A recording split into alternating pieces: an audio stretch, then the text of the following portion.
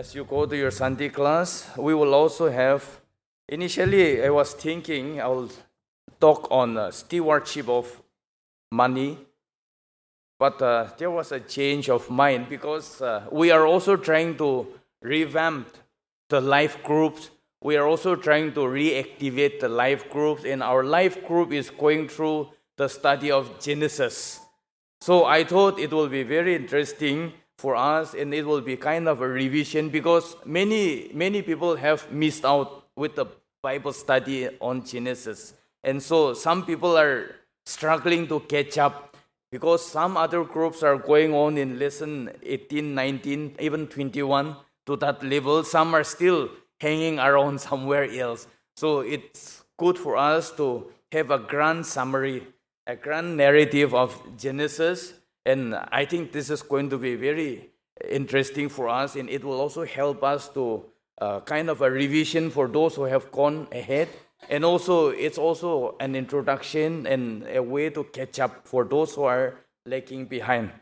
I was also quite inspired by last evening's that musical play at St. John College. That was an extremely heart-touching event, actually.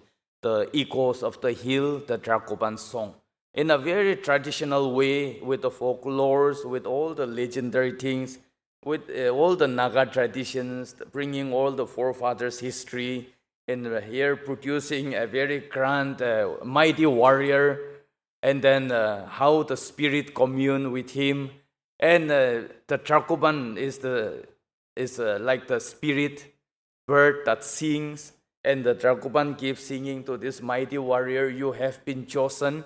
He was a savior of the village, of the community. He saved them from the tigers, lions, all these ferocious animals.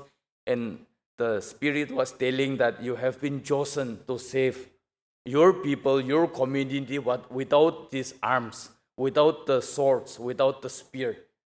Bare-handed, in a different way, you are going to save. He did not understand that. He has to travel very far to seek answers. Here and there, length and breadth, he traveled.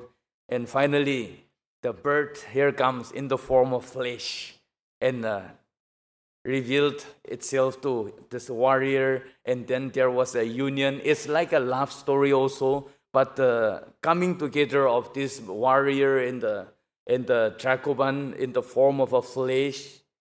Again, that is portraying the person of the Lord Jesus Christ. God, after speaking in spirit, communing with spirit, coming in the form of flesh to mankind. It's a very beautiful unfolding of the story. From a very unexpected way, they presented Christ.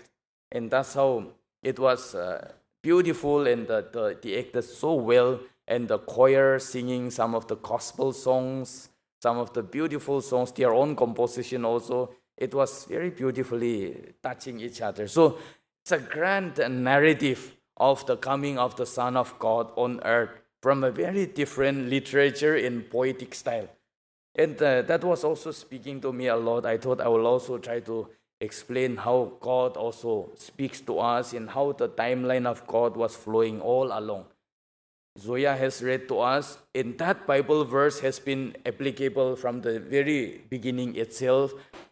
The people of God, there were always one or two, a remnant or somebody chosen and handpicked by God. They chose to serve God and deny the world. They gave priority, and that's how they have been faithful in little things. God blessed them in a big way. They became great fathers of nations. They become the grand patriarch and so on. The story goes on through them. Earlier also, I have preached 7 sermons already on Genesis. If you remember, one of them is the story of the 7 days of creation. I have narrated in detail. And similar thing was in the responsive reading today. And about the sinful heredity that we have inherited from our parents, the characters and all. Another was the unfolding of life in civilization through God's timeline in Genesis. And also talked on the descendants of Cain, the Cainites, and also the descendants of the Sethites, the holy generation, and how Jacob became Israel in the 12 tribes were established. Another story, another message was the testing of Abraham's faith at Mount Moriah. So today, I have covered a lot in the beginning part. So today, the remaining part I want to touch and quickly run through the Genesis. As far as we can, we will go and we'll stop, and then we'll continue later. So I want to begin from prelude to the great flood, because I have touched up to the descendants of Cain and Seth. So here comes the next in line is the prelude to the great flood. Since the fall of man in Adam and Eve in the Garden of Eden, men continue to degenerate in every aspects of life. If you watch the movie, The Beginning, or the first love story, Adam and Eve, in 2-3 versions of the Genesis is there. I have watched all of them. I like watching Christian movies. It's very interesting. So in the movie, they have made very nicely. Everything was so peaceful, so beautiful. Animals of its kind, human, everything going beautifully. The moment the fall, the moment sin was committed, everything fall apart. Animals became ferocious. They start devouring one another. The nature, everything is changed. Adam and Eve chased out from the Garden of Eden. Suffering, problems, everything started. And then everything degenerate, downfall, one after the other, more and more evil in evil, to the extent that they keep on facing God's judgment, like the flood, like the Sodom and Gomorrah. It goes on, but human beings' stubbornness keep on increasing. And that is what we see in Genesis, the downfall, the degeneration. And since the great fall, the downfall was falling, and they reached their climax during the antediluvian civilization at the time of Noah. And just before the flood, something terrible happened, which was a kind of an immediate cause for one of the reasons for the judgment, besides the many others. That is the unholy matrimony. The sons of God were attracted to the beauty of the daughters of men in Genesis chapter 6. And they took them as wives. They got married, they had children. This was the climax of man's moral degradation, which God abhorred so much. God felt disgusted about this. This account of unholy matrimony remains a mystery even today for the Bible scholars also, because there are 2 schools of interpretation about this, and people keep asking questions about this. How these sons of God were attracted to marry the daughters of men. The first interpretation is of the view that the sons of God refers to the Sethites, the generation, the descendants of Seth, the holy, the godly generation, while the daughters of men refers to the descendants of Cain. Cain's daughters were beautiful. And from the very beginning, and even later on, Moses came with a very stringent law that people of God cannot marry outside the people community of God. They cannot intermarry. Believers and non-believers, even in the New Testament, they cannot be yoked together. Light and darkness have nothing in common. According to Moses' law, they have to be even stoned to death. And that principle was there from the very beginning. God never liked marriage, holy matrimony, or whatever matrimony between. Of course, in this case, it is called as unholy because it's a marriage, matrimony between godly people and ungodly people. God was disgusted with these matters.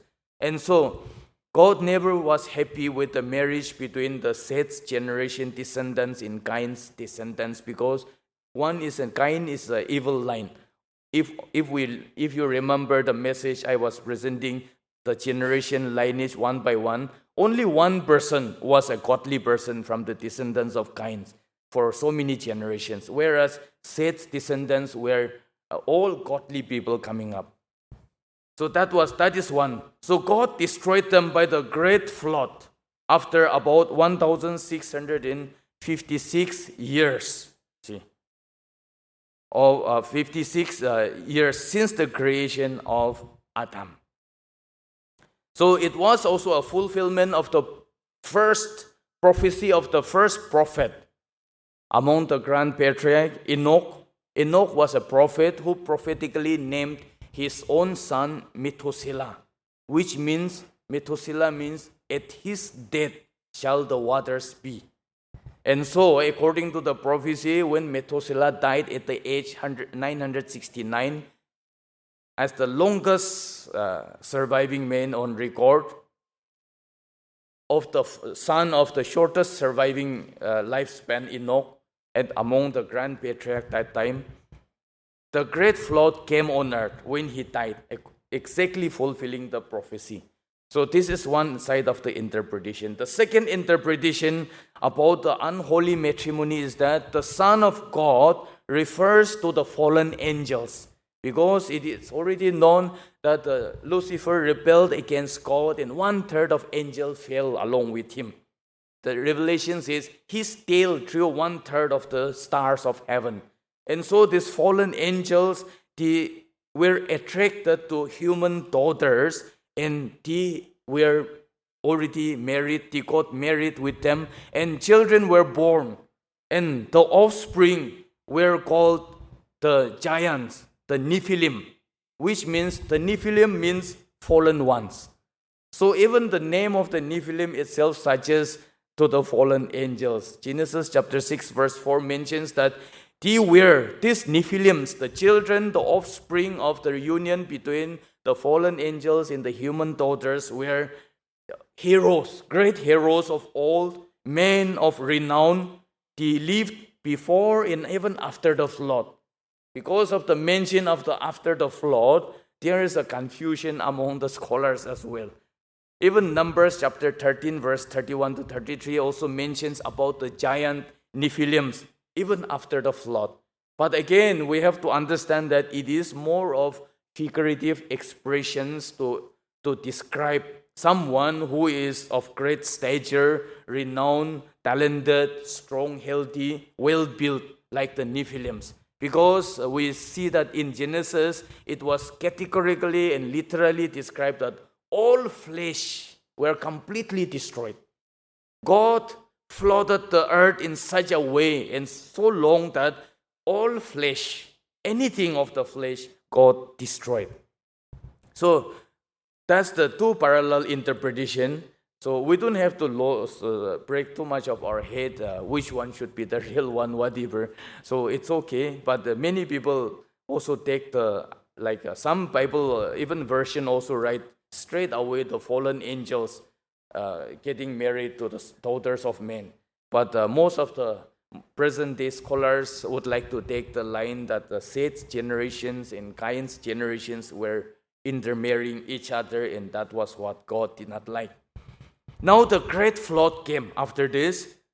That was the prelude, and then that was the climax of moral degradation, and the great flood was sent. God asked, all of a sudden one day, God picked up a man by the name Noah and asked him to build a gigantic ark for the salvation of his family alone, along with a large stock of animals, living creatures. The ark that was to be built by this man Noah, entrusted to him, was similar to the church building at Cheke village we have here. If you want to go and have a look, that resembles the ark.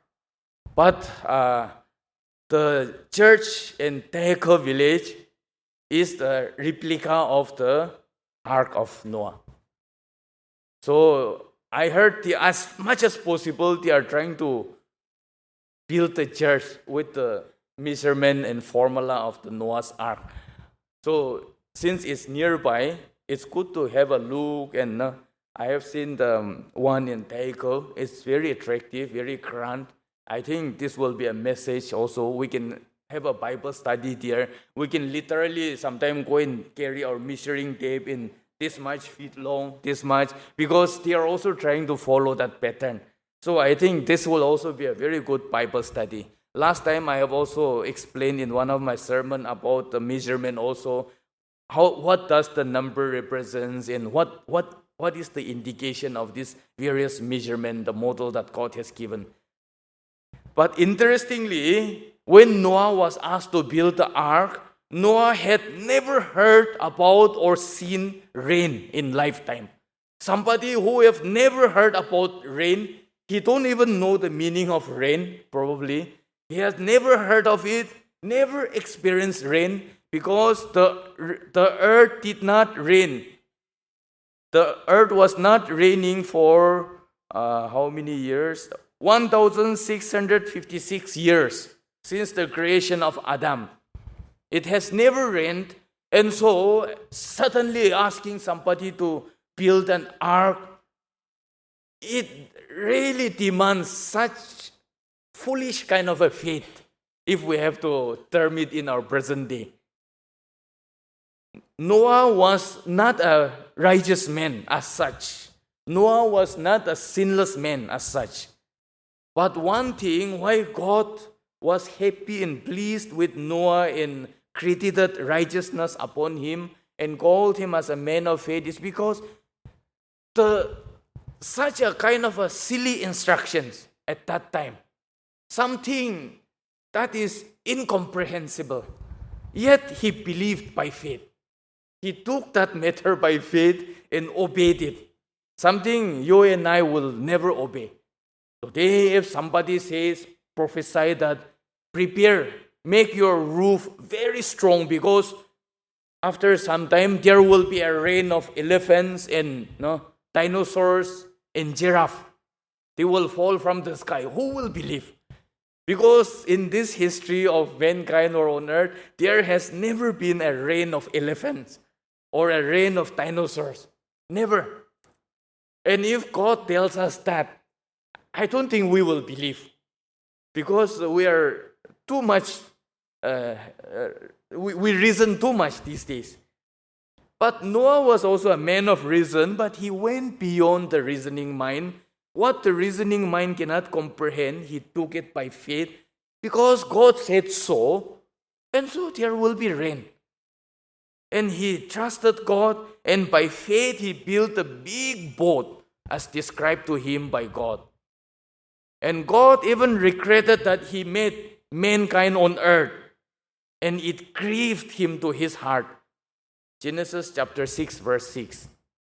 All along, after the creation, during the revision, God was revising his work and said, it is very good, very good, very good.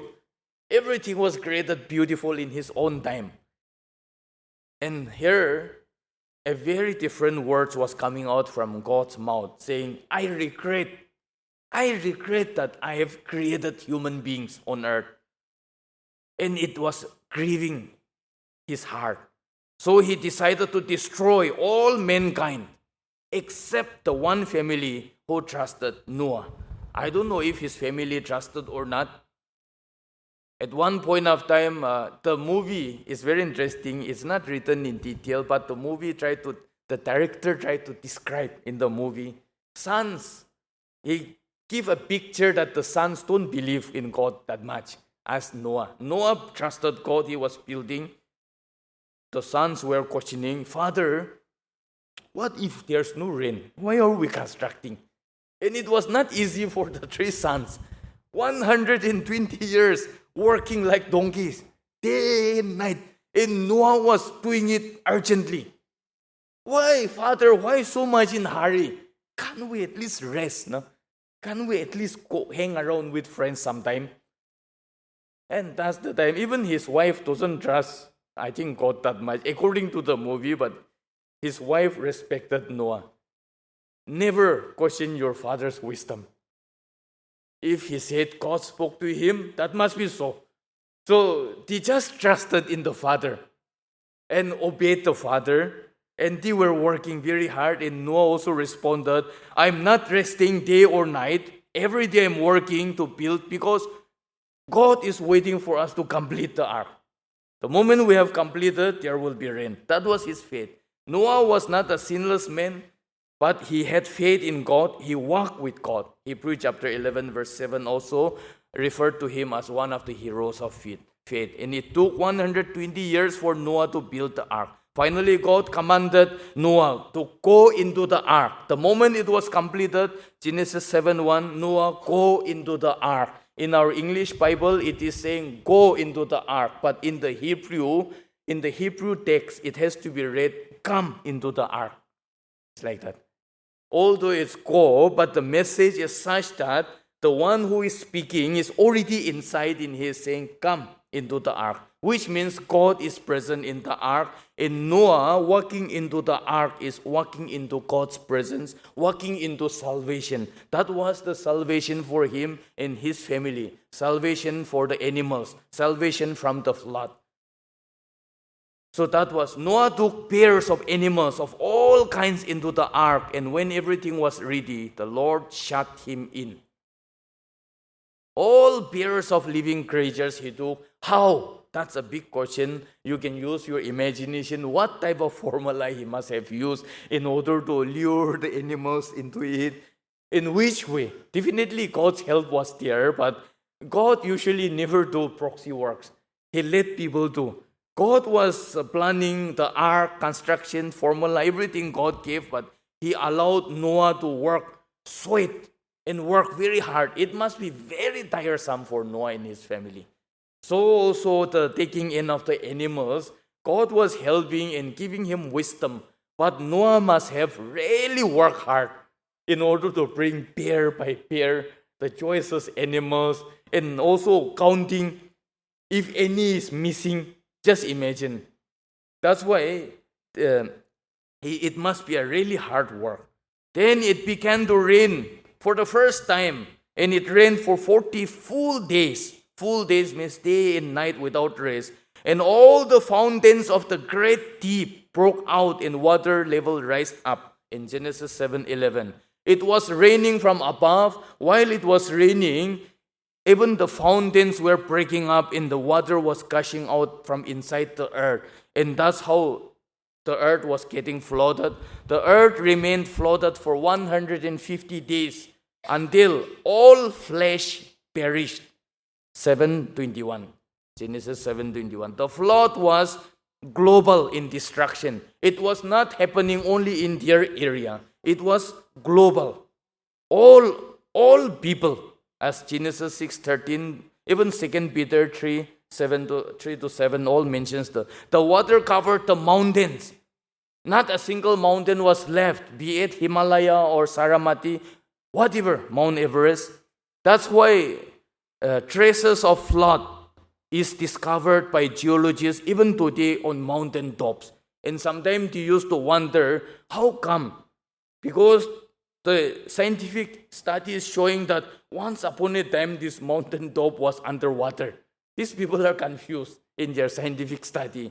Waters are found inside the stone. We see the kind of a stone. The study shows that it was once upon a time merged underwater. They are wondering, but if they refer to the Genesis, it will help them in their study that the whole mountains was covered by the flood. And thirdly, the flood lasted more than a year, and the ark was large enough to save lots of animals to repopulate the earth once again. After the flood, God allowed men to become meat eaters. That's why meat eating is not a sinful thing. Some people used to think you have to be vegetarian and remain clean. Meat is not that good. But meat was a grand food given by, it was in the menu list of God right after the flood. Because things change a lot, and God allowed. Now, earlier to the flood, pre-flood area, God asked the human beings to eat the fruits of the trees, the plants, the herbs and all. But after that, now you can kill the animals and eat. Those are for your food. The only thing is, don't drink the blood.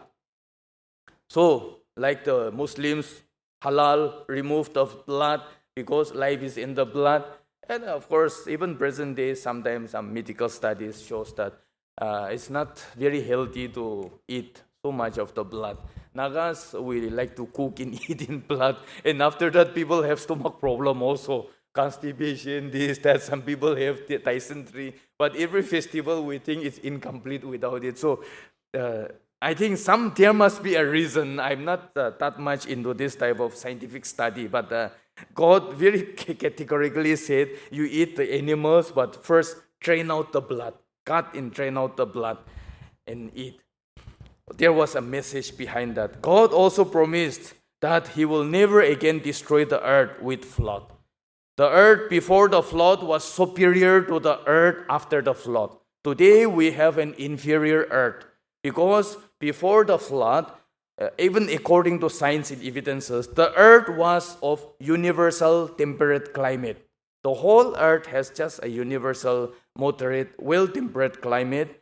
One thing, animals and plants grew to a greater dimensions. That's why some adventure movies used to show that once upon a time, these big birds live, giant animals live, anacondas live, this and that. And these are not just figments of imagination. They also got the information somewhere else. The animals and plants grew to a much greater dimensions than those same species we have today. The lifespan of men or living creatures was 10 times longer than our times. That's why they lived very long, 900, almost reaching 1,000 years. They lived a millennium lifespan, just imagine. And today we cannot even hit a century. It's not even possible. Very less people reach 100 years. Now next was the repopulation of the earth. The earth was once again repopulated, but only through Noah's 3 sons, Shem, Ham, and Japheth, and their 3 wives.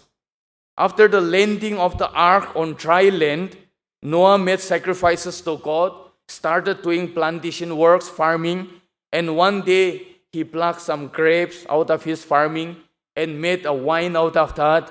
Maybe after a long time he must be drinking. He took a little bit extra. He got drunk of his own grapes juice. And he was drunk and he was sleeping flat. And then his clothes was not covering him, his body. He don't know. And that day it so happened that the middle son, the second son, the middle son Ham, saw his father's nakedness and sleeping drunk. And instead of covering his father's nakedness with respect, he also looked. He should not have looked, especially those days, out of respect, even today. But he looked. He also went and gossiped.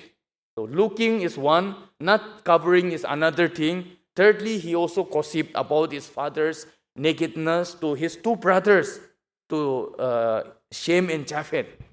The moment Shem and Japheth, the oldest and the youngest brother, heard about it, they took a cloth and they even did not dare to walk towards his father because they should not see. So they walked backward. They walked backward and covered the father's nakedness. They have never seen. So it was never exposed to him. That was the respect. Now Noah got up from the sleep. His drunkenness is over, fresh. He got mad. He heard the story. And so Noah cursed in his anger Ham and his son Canaan. Canaan was already there. And so Ham's son Canaan in the descendants, he became evil generation as a result of the curse of the father. That's why we also should be careful. Even children should not provoke your parents too much that they should shout and talk bad words at you. It can be risky. Later, God commanded under Joshua and Caleb to destroy the Canaanites and occupy their land. And even today, the Israelites occupy their land. Ham's descendants were the Canaanites, the Egyptians, the Babylonians, the Assyrians, terrible people, down the generations. And even today, they are like that. Whereas Shem and Japheth were blessed by Noah. Shem became the father of the Shemitic tribe or the Semitic people's group. That includes even the Jewish nation. And from that, people like Abraham was called out and the 12 tribes of Israel got established. Ultimately, from the 12 tribes, kings were born. And finally, the Messiah also came from the tribe of Shem, the eldest son. Shem also had a famous son called Eber, from whose name came out the term Hebrew, meaning descendant of Eber. So today also these people are called Hebrews because they are the descendants of Eber. who is one of the son of Shem. Japheth, the youngest son, their descendants started to settle in places today they are called Central Asia and Europe. So all these European people are the generations of the youngest son.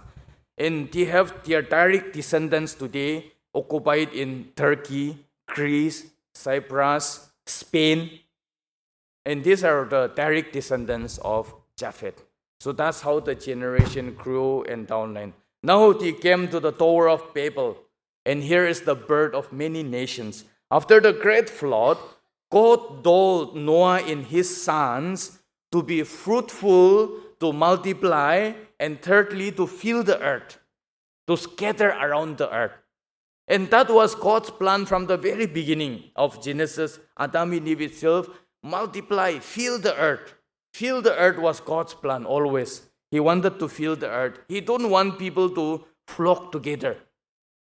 And human beings are such that we always like to form a clique group, a group of like-minded people. Sometimes the church also can be a clique group, so comfortable that God will break up the church and we will be scattered. Even the disciples were so happy having a clique group of the same mindset, same vision, same mission. They all flocked together in Jerusalem, even after Christ was crucified. And so God has to send terrible persecution that they have to scatter around. Even people like Thomas has to reach Kerala. Just imagine. Even to the level of coming to India.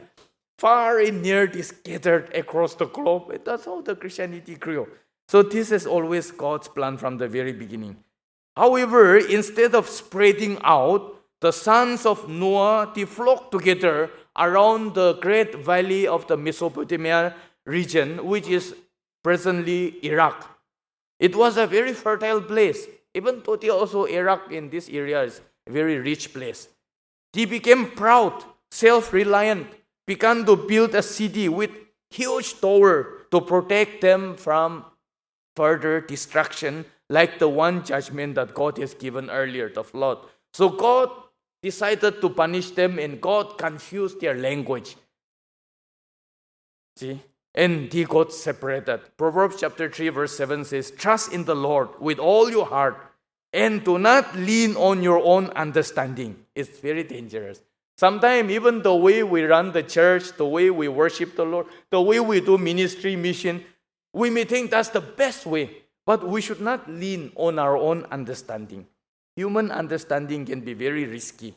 Always refer to the Word of God. That's why the scripture is always the basis for doing any Christian things. And these people, they thought it's such a best idea to build a city. United we stand, see. But God never wanted to stand in unity like that.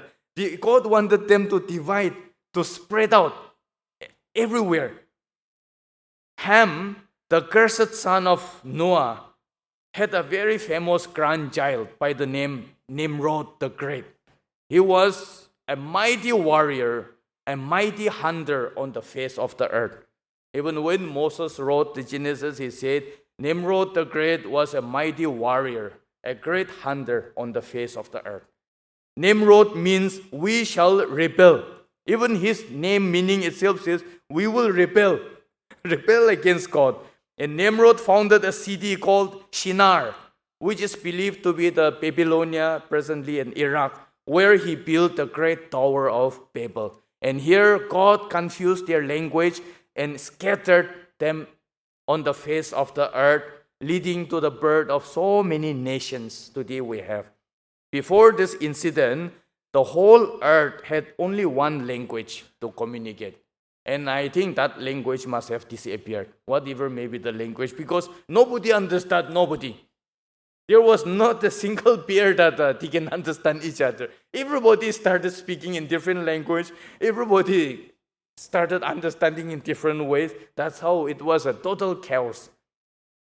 Now, with all these nations scattered like this, different nations said, then God was planning again, bringing some group of people together, and that's how the call of Abram, not Abraham still he is Abram. Genesis chapter 12, is a turning point in biblical history. Here God called out Abram in Ur. Acts chapter 7 verse 2 also talks about that. Abram was born about 2008 years after Adam was formed. So Adam and Abram had about 2000 years gap. About 2085 BC, before Abram, when Abram was 75 years, some scholars says Abram was 71 years. So exactly it's very difficult to pinpoint. So somewhere 71 to 75 years, he left Ur, the region of Haran, to follow God. To follow that God whom he never knew about, whom he have never heard about, but by faith he came out without knowing where he's going. Abraham, where are you going? Just going. Who called you? Somebody God called me. Some supernatural being called me. I believe, I trust. By faith, Abraham came out. This is also something unusual display of faith, like Noah did. We hardly see this type of faith in the present day. Abraham first arrived in the land of Canaan. It also has its own significance to show that Abraham's generation, so many years later, they will possess the land of Canaan flowing with milk and honey. But after Abraham came and settled there, very soon famine broke out, so Abraham was forced to go south towards Egypt, which was prosperous that time. He went to Egypt for survival. But Abraham had one problem and one asset. The greatest asset Abraham had was his wife Sarai. And Sarai was the biggest problem for him. And we see that problem after many years also. And this time his biggest problem was Sarai was too beautiful. So beautiful that even Abraham was scared that anybody seeing me and Sarai together, he will kill me and take my wife. So he devised a plan in such a way that anyway, she is my half-sister. So I'm not really telling lie also. Although I'm cheating others, but not 100% white lie also. So I will tell that she is my sister. In that way, people will treat me very well because they will be interested in her. That was his plan. And he will also not kill me. And he also heard that Egyptians also have a habit. If they want any girl, they can even kill their boyfriend or husband and take. If it's a survival of the fetus type those days. So he lied that Sarai is his sister and even instructed Sarai to say the same lie. And that was also a big mistake created by Sarai to listen to her husband, no matter how loyal or loving. He comforted with false self-justification that Sarai was in reality his half-sister. So Sarai's beauty, as Abraham suspected and Abraham was apprehensive, it really happened. Sarai's beauty attracted Pharaoh's eyes. And immediately Pharaoh inquired, who is she?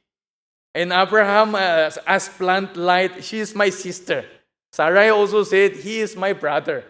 And so Pharaoh was excited. So done. Special royal treatment was given to Abram, and Sarai was taken into Pharaoh's harem. Harem is the secretariat or headquarters of the wives. So many wives, additional wives are kept there. And Sarai became one of the concubines of Pharaoh in his harem. That's how sometimes we could land up in trouble by obeying the advice of someone who is godly, who is respectable, wise, very close to you, loving to you, authority over you that you can't say no. And that's how sometimes the devil can also make use of somebody to even tempt us. No matter who the person is, what is telling you, it's always important to listen only on the basis of the word of God. Otherwise, we will also fall into the same problem of Sarai. Now Sarai is in trouble. She is in the harem of Pharaoh. But by God's mercy, she was protected by God in such a way that Pharaoh never had the opportunity to summon Sarai to his room, even once. Because the moment Sarai was taken into the harem, something or the water problem keep coming up in Pharaoh's family. One family problem, one sickness, business loss, this, that, something keeps happening. And even Pharaoh, a pagan man, was thinking that something divine intervention is happening in his family. So he started investigating what has gone wrong. It's not ordinary. It appears like something spiritual attack happening. So on his investigation, he found that Sarai was actually the wife of Abram. But he has made a mistake by taking in somebody's wife into his harem. And so he immediately released Sarai, and he even scolded Abram. Why did you tell lie? And it was a huge humiliation for Abram. A man who was following the living God has to be scolded and corrected by a pagan man. Just imagine. Sometimes Christians are scolded by pagans, non-Christians. And that's a big shame. I remember about one good Christian in Nagaland. We were traveling together one day in a bus, and sitting together in the same bus, he was narrating his story. Once he was traveling by night super bus. Those days, lots of looting was there, night super bus. So Gundas stopped the bus somewhere in the jungle, hijack, and then with knife, pistol they have, everybody was looted. And he was somewhere at the back seat. So the moment these Gundas came, robbers came, he knew everybody will be robbed. He took all his money and hid inside the shoe, in the sole like this. So even if the shoe is open, it's still inside the socks, very difficult to find. So everybody, necklace, everything was taken, it seems. All the wallet, watch, everything is taken. When he came to him, he took some of the things, watch or something, but not a single money was there. So he knew as a traveler, he must be having some money at least. Where is the money? He said, I don't have money. I don't carry even 1 rupee, he said. And the climax of his story is this one. It's very interesting. These robbers slapped him because he was also speaking godly language. There's something like that. God is with us. Now God will punish you. Like something he was trying to convince them. So these robbers knew that he's a man of God. So that was the reason why they slapped him. No shame or what?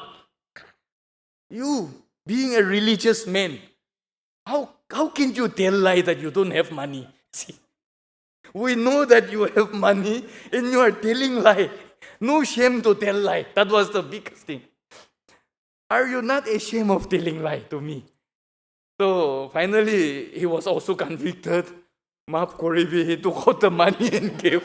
I was hiding here because he didn't want to tell lie. And that was the story he was narrating.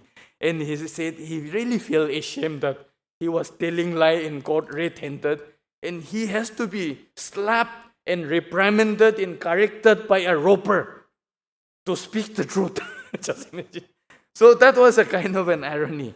So Abram was also scolded by Pharaoh like that. Along with his wife Sarai, Abram also had taken his nephew Lot with him. One day, Abram's herdsmen and Lot's herdsmen had an argument which caused them to separate their ways. Abram, in his grace, offered Lot, you chose the land first. And Lot, out of selfishness, he chose the very beautiful, fertile, prosperous valley of Sodom and Gomorrah. And Abram had no choice but to walk the jungle and the desert wilderness once again. One day, the 5 kings of the 5 city-states of Lower Jordan area, who used to pay some taxes, like security money to Kedorlaomer of Elam, the king in the valley of Sodom, they intended to loot their bigger king, their elder brother type. With the intention of looting, the attack. Meanwhile, it also happened that they captured so many people. And that time, they have captured even Lot's family, even looted their wealth also. When Abraham heard about it, he took 318 men, trained men, who were born in his own family of the household through his servants. So these 318 men are his servants' children. He took them and traveled 200 kilometers and rescued Lot after a tough battle. Then his men even pursued further another 80 kilometers and rescued even the people of Sodom and their wealth as well. So it was a tough battle fought. While returning, Abram met two contrasting kings here, very interesting. One is the king of Sodom, who was selfishly pretending to be a friend of Abram and saying, whatever wealth you have looted, rescued, you take it for yourself. But Abram refused, thinking that it will spoil his testimony. And these people will start saying he became rich after the war. So he did not take anything. But there was another king called the king of Salem. Salem is later known as Jerusalem. And this king of Salem was by the name Melchizedek. Melchizedek was coming with a goodwill, with bread and wine to help all those hungry people coming after the war. So, Abram and Melchizedek were like-minded, both believers in God, and they called God with a particular name that when they met, called El Elyon, which means God Most High. Melchizedek is referred in the Psalms in Hebrews also. His name means King of Righteousness. He was a king and also he was a priest. In fact, Melchizedek is a type of Christ in the Old Testament. He represents Christ. So Jesus is declared to be the high priest forever and ever in the order of Melchizedek. In the New Testament it is mentioned. Melchizedek's beginning and end is not mentioned, but he remains a priest forever, just like the Son of God. Abraham offered him tenth of all the spoils he have to Melchizedek, as an acknowledgement that all blessings come from God alone. So giving tithe in offering to God is an acknowledgement that whatever we have is from God. So that's the meaning. It's a worship to God. And Abraham practiced that. In Genesis chapter 15, God promised Abram that he will be blessed with a son of his own, whose descendants will be as numerous as the stars. Abram believed that, although it was also very difficult to believe, but he believed what God had promised, and so God counted in him as righteous, credited righteousness unto him. And God even made a covenant with Abram to give a son, even land, to his descendants. But out of impatience, Abram and his wife could not wait for God's promise to fulfill. That's what we also. Many times God promised something and we cannot wait for that to happen. Sarai was restless, and so they tried to help God in fulfilling his promise by producing Ishmael through a surrogate mother by the name Hagar.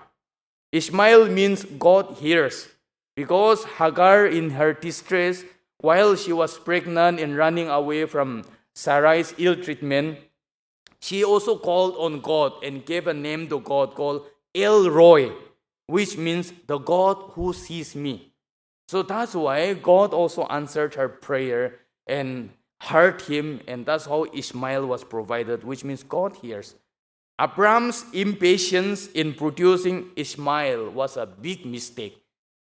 Ishmael's descendants are the Arabs today, and these Arabian people have been a constant headache to the descendants of Isaac, the Israelites. Out of impatience, Ishmael was produced by men. But in God's own time, Isaac was given by God. Sometimes we produce something, duplicate blessings. It can be a problem. Waiting upon the Lord is hard, very difficult. Psalms 37 verse 7 says, "Be still before the Lord and wait patiently for him." After Ishmael was born, 13 years had passed. Still, God was not fulfilling his promise. And Abraham is already growing, even like Chaltahai, taking for granted now, even his faith in God. Abraham was already 99 years old, and Sarai was 89 years old. No chance of having children. But God's promise was not yet fulfilled. But when their faith in God about the promised descendants could be running or thinning away, At that right time, God appeared to Abram in introducing himself as the El Shaddai. I am the El Shaddai, which means God Almighty. El means God is Almighty without time limit. So even if you turn 100 years, or even if you are a century old, my time is unlimited.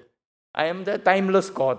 El, I am the El. In Shaddai means sufficient, mountain, or priesthood, which means you will be fed from my breast, which indicates that God is the source of all our needs. He will provide. At this time, God also changed his name from Abram. Abram means the exalted father. From that to Abraham, the father of a multitude of nations. Sarai is also given a new name, Sarah, which means princess, and she will become the mother of many nations.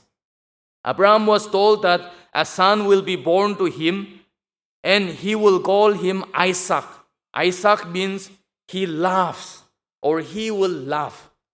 Abraham will be soon bursting out with laughter in joy at the birth of his biological son when he is 100 years old. Just imagine. Those who trust in the Lord and wait upon him faithfully will be filled with laughter out of joy. We will be bursting out with joy. That's what happens when we trust in the Lord and when we wait upon him in faith. And may God fill our lives, all of our lives, with the laughter, the joy of obedience to God. Yeah, God bless all of us. We will continue again in the next time. Thank you.